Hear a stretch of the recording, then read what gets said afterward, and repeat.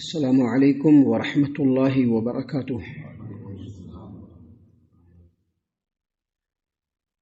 اعوذ باللہ من الشیطان الرجیم، بسم اللہ الرحمن الرحیم۔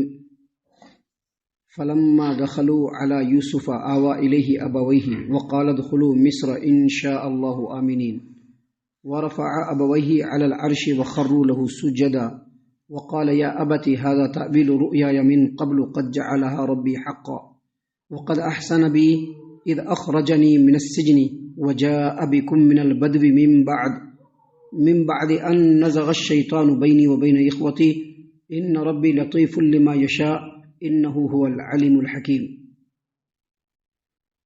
پھر جب یہ لوگ یوسف کے پاس پہنچے تو انہوں نے اپنے ماں باپ کو اپنے پاس بٹھایا اور کنبا والوں سے کہا کہ شہر میں چلیے، انشاءاللہ امن و چین سے یہاں رہیں گے۔ اور یوسف علیہ السلام نے اپنے ماں باپ کو اٹھا کر اپنے ساتھ تخت پر بٹھایا۔ وہ سب کے سب یوسف کے آگے سجدے میں گر گئے۔ یوسف نے کہا کہ ابا جان، یہ ہے میرے اس خواب کی تعبیر جو میں نے بہت پہلے دیکھا تھا، اللہ تعالیٰ نے اس کو حقیقت بنا دیا۔ اس نے اس وقت بھی مجھ پر احسان کیا جب مجھے قید خانہ سے نکالا، اور اس وقت بھی جبکہ آپ سب کو دیہات سے میرے یہاں لے آیا، حالانکہ شیطان میرے اور میرے بھائیوں کے درمیان فتنہ کھڑا کر چکا تھا۔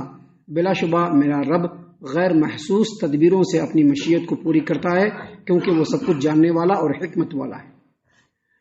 محترم سامعین کرام، سورہ یوسف سورہ نمبر 12 اور اسی سورت سے بھی آپ کے سامنے آیت نمبر 99 اور 100 یعنی 99 اور 100 یہ دو آیات آپ کے سامنے تلاوت کی گئیں، اور دونوں آیتوں کا ترجمہ بھی بفضل اللہ، باذن اللہ، بتوفیق اللہ آپ تمام کی خدمت میں پیش کیا گیا۔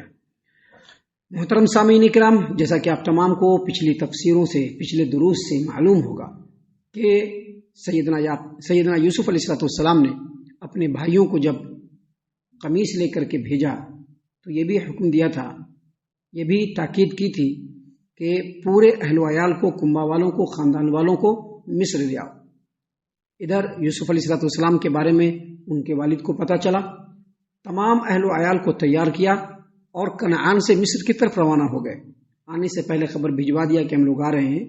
جس دن ان لوگوں کے آنے کا، پہنچنے کا ڈیٹ تھا، اس دن سیدنا یوسف علیہ السلام نے تمام مصر کے جتنے بھی آیان سلطنت ہیں، جتنے بھی ذمہ داران ہیں اور جتنے بھی فوجی افسران ہیں، ان تمام کے ساتھ شہر سے باہر جا کر کے اپنے ماں باپ اور اپنے کنبا والوں کا پورا استقبال کیا۔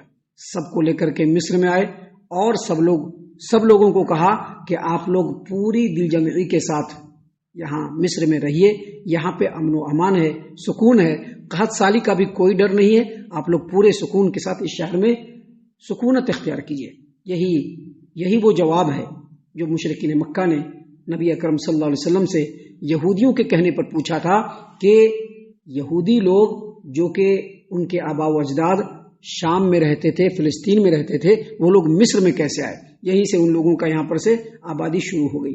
محترم سامعین کرام، جب ایک روز ان لوگوں نے آرام کر لیا اور دوسرے روز یہ سارے کے سارے جب شاہی دربار میں پہنچے، اللہ تبارک و تعالیٰ نے فرمایا ورفع ابویہ، اللہ نے فرمایا کہ فلما دخلوا علی یوسف آوى الیہ ابویہ وقال ادخلوا مصر ان شاء اللہ آمنین۔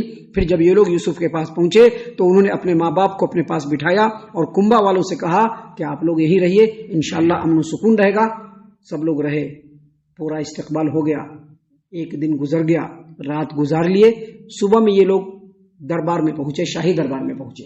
اللہ نے فرمایا ورفع ابویہ علی العرش، یوسف علیہ السلام نے اپنے ماں باپ دونوں کو اپنے ساتھ تخت پہ بٹھایا۔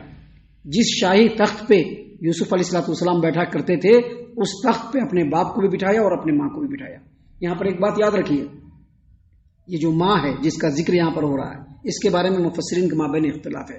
بعض لوگوں نے کہا کہ ان کی اپنی ماں ہے، لیکن صحیح سورسز سے جو بات ثابت ہوتی ہے وہ یہ کہ یوسف علیہ السلام اور بنیامین کی جو والدہ ہے، یوسف علیہ السلام اور بنیامین کی جو والدہ ہے، وہ بنیامین کے پیدائش کے وقت ہی انتقال کر گئی، مر گئی۔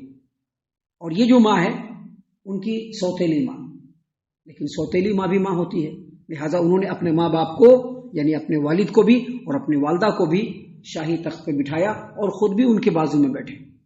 اب جو اپنے اس لاڈلے بیٹے کا، جن کو بچپن میں ہی ظلم و ستم کا نشانہ بنا کر کے ان سے دور کر دیا گیا تھا، اور اللہ تبارک و تعالیٰ نے اتنا بڑا ان کو مقام دیا، اللہ نے اتنا بڑا، اس قدر شاہی دربار ہے، اس قدر لاؤ لشکارے ہیں، اس قدر تجھ کو احتشام ہے، یہ دیکھ کر کے ماں باپ دونوں کے دونوں اترتے ہیں تخت سے نیچے، اور 11 بھائی اور ماں اور باپ یہ سارے کے سارے یوسف علیہ السلام کے سامنے سجدے میں گر جاتے ہیں۔ محترم سامعین اکرام، قرآن کریم کے الفاظ دیکھیے، اللہ نے فرمایا وَرَفَعَ أَبَوَيْهِ عَلَى الْعَرْشِ وَخَرُّوا لَهُ سُجَّدًا۔ یوسف علیہ السلام نے اپنے ماں باپ کو تخت پہ بٹھایا، اور وہ تمام کے تمام یوسف علیہ السلام کے لیے سجدے میں گر گئے۔ وہ تمام کے تمام کون؟ ماں باپ بھی اور 11 بھائی بھی۔ یوسف علیہ السلام نے خواب دیکھا تھا، اس پر ابھی ہم پھر سے تھوڑی دیر میں چرچا کریں گے، لیکن یہاں پر سب سے پہلے یہ سمجھ لیجئے کہ جو سجدہ کیا یہ کیسا سجدہ تھا؟ یہ کیا وہی سجدہ تھا جو بالکل ہم لوگ نماز میں کرتے ہیں، یا یہ صرف جھکنا تھا؟ کیونکہ مفسرین نے دونوں باتیں یہاں پر بیان فرمائی ہیں، دونوں باتیں۔ بعض مفسرین نے کہا ہے کہ سجدہ نہیں کیا تھا، صرف جھک گئے تھے، جیسے کہ آج کل لوگ کسی کی تعظیم کے لیے تھوڑا سا جھک جاتے ہیں، یہ جھکنا ہے۔ آپ دیکھیں گے بہت ساری جگہوں پر لوگ دوسروں کی تعظیم کے لیے جھکتے ہیں، تو بعض مفسرین نے کہا کہ سجدہ کا جو لفظ ہے اس میں اس کی گنجائش نکلتی ہے، لیکن یہ معنی درست نہیں ہے۔ صرف جھکے نہیں تھے، بلکہ ویسے ہی سجدہ کیا تھا جیسا نماز میں سجدہ کیا جاتا ہے، کیونکہ یہاں پر قرآن کریم کے جو الفاظ ہیں، اللہ نے فرمایا وَخَرُّوا لَهُ سُجَّدًا، سجدہ کرتے ہوئے جھک گئے، سجدہ کرتے ہوئے۔ اگر صرف خرہ کا لفظ ہوتا، خرو کا مطلب ہوتا ہے جھک جانا، وہ لوگ جھک گئے۔ خرو کا مطلب کیا ہوتا ہے؟ وہ لوگ جھک گئے۔ خرہ سجدہ، سجدے کے لیے جھک گئے۔ تو یہ جو خرو اور سجدہ، یہ جو دونوں لفظ ہے وہ اسی معنی کی تائید کرتا ہے کہ وہ لوگ بالکل اسی طرح سے جھکے تھے جس طرح سے نماز میں سجدہ کیا جاتا ہے۔ اور اس سجدے کو متفقہ طور پر مفسرین نے کہا ہے کہ سجدے کا مطلب ہوتا ہے تعظیمی سجدہ، تعظیمی سجدہ، جو ہمارے اس دین اسلام میں جائز نہیں ہے۔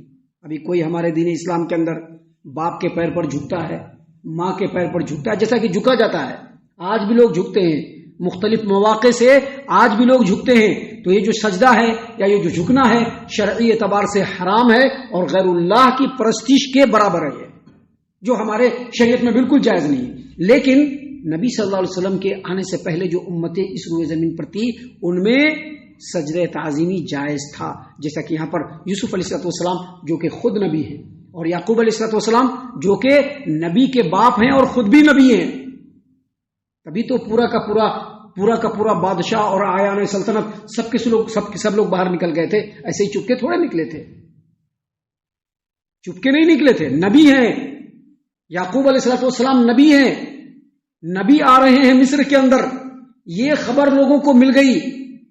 یوسف علیہ السلام کے سامنے بادشاہ وقت نے بھی کہا اور تمام کے تمام آیان سلطنت بھی نے کہا کہ جیسے ہم لوگ شاہی اعتبار سے کسی کا استقبال کرتے ہیں، یہ جو نبی یعقوب آ رہے ہیں، ہم ان کا استقبال کرنے کے لیے باہر جائیں گے۔ تو نبی ہیں جو خود سجدہ کر رہے ہیں، اور کس کے سامنے سجدہ ہو رہا ہے؟ نبی کے سامنے ہی سجدہ ہو رہا ہے۔ لہذا یہ سجدہ تعظیمی جو ہے پچھلی شریعتوں کے اندر حرام نہیں تھا، لیکن ہمارے نبی صلی اللہ علیہ وسلم کی شریعت میں یہ سجدہ تعظیمی کسی کے لیے بھی جائز نہیں۔ نبی صلی اللہ علیہ وسلم نے کہا کہ اگر سجدہ کرنا جائز ہوتا تو ایک بیوی کو حکم دیا جاتا کہ اپنے شوہر کو سجدہ کرے، لیکن ہماری شریعت میں، نبی صلی اللہ علیہ وسلم کی شریعت میں یہ سجدہ تعظیمی بھی جائز نہیں ہے۔ اس زمانے میں سجدہ تعظیمی جائز تھا۔ اللہ تبارک و تعالیٰ نے فرمایا وَرَفَعَ أَبَوَيْهِ عَلَى الْعَرْشِ، یوسف علیہ السلام نے اپنے ماں باپ دونوں کو عرش پہ بٹھایا۔ ان لوگوں نے سب چیزوں کو دیکھا تو ماں باپ بھی اترے اور 11 بھائی بھی اترے، اور سارے کے ساروں نے یوسف علیہ السلام کے سامنے ان کے لیے تعظیمی طور پر سجدہ کیا۔ جب سجدہ کیا تو یوسف علیہ السلام کو اپنے رب کے ان کے اوپر کیے گئے احسانات یاد آنے لگے۔ فوراً اپنے والد کو کہا، وقال، اللہ نے فرمایا، یوسف نے کہا، یا ابتی، اے پیارے ابا جان، ھذا تعویل رؤیایا من قبل، آج سے پہلے، بہت پہلے جو میں نے خواب دیکھا تھا، یہ اس خواب کی تعبیر ہے۔ قد جعلها ربی حقا، اس خواب کو تعبیر کے طور پر اللہ تبارک و تعالیٰ نے سچ کر دکھایا. کہا تھا نا یا ابتی، اے میرے ابا جان، میں نے خواب میں دیکھا ہے، انی رأیت 11 کوكبا والشمس والقمر رأیتهم لی ساجدین. میں نے خواب میں دیکھا ہے کہ 11 ستارے، میں نے خواب میں دیکھا ہے کہ 11 ستارے اور چاند اور سورج یہ سب کے سب مجھ کو سجدہ کر رہے ہیں. یہ کس نے دکھایا؟ رب نے دکھایا. کس کو دکھایا؟ نبی کو دکھایا. کب دکھایا؟ بچپنے میں دکھایا. اب جب کہ نبی بن گئے اللہ تبارک و تعالیٰ نے اس خواب کو بالکل سچ کر کے دکھایا. یوسف نے کہا کہ ابا جان یہی وہ خواب کی تعبیر ہے جس کو میرے رب نے سچ کر کے دکھایا، اور یہ میرے رب کا میرے اوپر بہت بڑا احسان ہے. وقد احسن بی اذ اخرجنی من السجن. ایک کے بعد ایک جو رب کے احسانات یوسف کے اوپر ہوئے وہ یاد آ رہے ہیں اور بیان کر رہے ہیں. کہہ رہے ہیں کہ میرے رب نے اس وقت بھی مجھ پر احسان کیا تھا جب قید خانے سے مجھ کو بری کیا، اور ان عورتوں کے مکر و فریب سے مجھ کو بالکل پاک کیا، وہ بھی میرے رب کا بڑا احسان تھا. وجاء بکم من البدو، اور آپ لوگ جو کہ دیہات میں رہتے تھے، قریہ میں رہتے تھے، کھیڑے میں رہتے تھے، اللہ تبارک و تعالیٰ نے آپ لوگوں کو تمام کنبے قبیلے سمیت میرے یہاں پر جو کہ بادشاہت ہے، یہاں پر اللہ تبارک و تعالیٰ آپ تمام کو لے آیا. یہ بھی میرے رب کی بہت بڑی نعمت اور بہت بڑا احسان ہے میرے اوپر، اس صورت میں کہ ان نزغ الشیطان بینی و بین اخوتی، کہ شیطان نے میرے اور میرے بھائیوں کے درمیان بہت بڑا فتنہ کھڑا کر دیا تھا. دیکھیے یہاں پر یوسف علیہ السلام کی گفتگو کرنے کا پیغام دیکھیے کہ کتنے ہی باریک انداز میں اور کتنے ہی احسن طریقے سے گفتگو فرما رہے ہیں. سارے کے سارے کارنامے کرنے والے کون؟ بھائی لوگ. لیکن کیا کہہ رہے ہیں کہ شیطان نے میرے اور میرے بھائیوں کے درمیان فتنہ کھڑا کر دیا تھا. اس کے باوجود ہمارے رب نے آپ لوگوں کو اور میرے پورے اہل و عیال کو کھیڑے سے اٹھا کر کے یہاں پر مصر میں لے آیا. یہ میرے رب کا میرے اوپر بہت بڑا احسان ہے. اور اس کے بعد یوسف علیہ السلام نے کہا ان ربی لطیف لما یشاء. رب العالمین کی جو مشیت ہوتی ہے اللہ تبارک و تعالیٰ انتہائی باریکی سے، غیر محسوس طریقے سے اپنی مشیت کو پورا فرماتا ہے. کیسے؟ اس لیے کہ ان ربی انہ هو العلیم الحکیم، کیونکہ اللہ تبارک و تعالیٰ ہر چیز جاننے والا ہے، ہر چیز جاننے والا ہے. اللہ تبارک و تعالیٰ کے علم سے کوئی چیز بھی پوشیدہ نہیں ہے. اس کائنات کا ذرہ ذرہ رب العالمین کے علم کے احاطے میں ہے. الحکیم، اور اللہ تبارک و تعالیٰ کا ہر فیصلہ حکمت پر مبنی ہوتا ہے. لہذا یوسف علیہ السلام کی پوری زندگی دیکھ جائیے، جتنے بھی سرد و گرم ہے، جتنے بھی سیاہ و سفید ہیں، جو بھی فیصلے یوسف علیہ السلام کی زندگی میں ہوئی، کون جانتا تھا کہ ایسا بچہ جس کو کنویں کے اندر ڈھکیل دیا جائے گا، ایسا بچہ، ایسا نوجوان جس کو قید خانے کی کال کوٹری میں ڈال دیا جائے گا، وہ کل کو مصر کا ہی بادشاہ بن جائے گا. کس کو پتا تھا؟ لیکن یہ رب العالمین کے حکمت بڑے فیصلے ہیں. اس لیے کہا کہ انہ هو الحکیم انہ هو العلیم الحکیم. بے شک ہمارا رب، میرا رب، بے شک وہ رب سب کچھ جاننے والا اور اس کے تمام فیصلے حکمت والے ہیں. سامعین کرام، ابھی آگے یوسف علیہ السلام کی اور بھی باتیں ہیں جس کو انشاءاللہ کل اور کل کے بعد کے درسوں میں ہم آپ کے سامنے بیان کرنے والے ہیں. ہم اللہ سے دعا کرتے ہیں کہ اللہ تعالی ہم تمام کو ان تمام باتوں کے اوپر خوب غور و فکر اور تدبر کرنے کے ساتھ ساتھ ان باتوں کے اوپر عمل کرنے کی بھی توفیق عنایت فرمائے. آمین. اللہ تعالی ہم تمام کو صحیح معنوں میں پکا سچا مومن مسلمان بنائے. اللہ اور اس کے رسول صلی اللہ علیہ وسلم کی اطاعت و فرما برداری کرنے والا بنائے. صحابہ کرام رضی اللہ عنہم کے طریقے پر چلنے والا بنائے. جنت الفردوس میں جگہ عطا فرمائے. اے اللہ ہم تمام کو جہنم سے پناہ دے. اے رب العالمین ہم تمام کو جہنم سے پناہ دے. اے مالک الملک ہم تمام کو جہنم سے پناہ دے. آمین یا رب العالمین. وما علینا الا البلاغ المبین. الذي نزل الفرقان على عبده ليكون للعالمين نذيرا